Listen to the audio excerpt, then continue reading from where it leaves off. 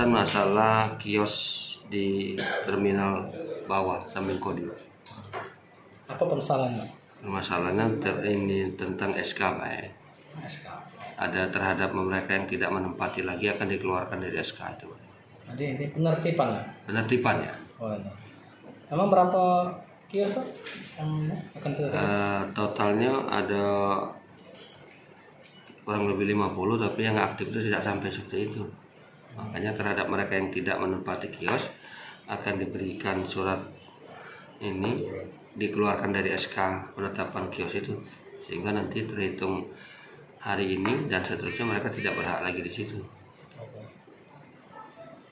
Jadi itu kiosnya isinya untuk apa, Pak? Sebagian pedagang mini makanan minuman dan yang lainnya seputar itulah. Jadi apa itu harapan kita, Pak, ke depan?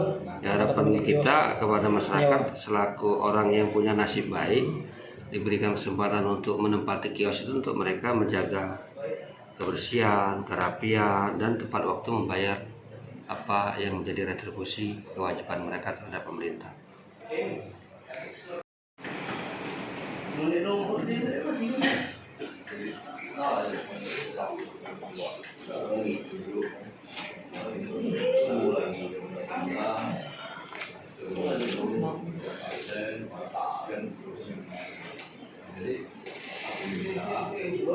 Waktu kapan masih waktu atau kasih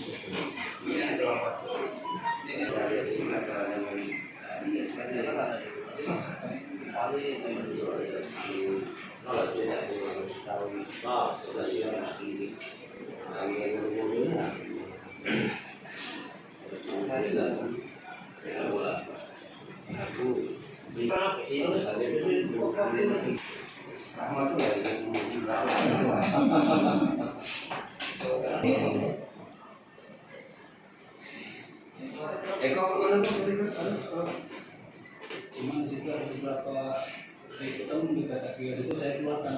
Kalau pakai dari ini Pak, dari tahun 2019 sejak Covid Pak. Ya. Kalau kita lagi nagih duit apa ya? Ya. Keluarga.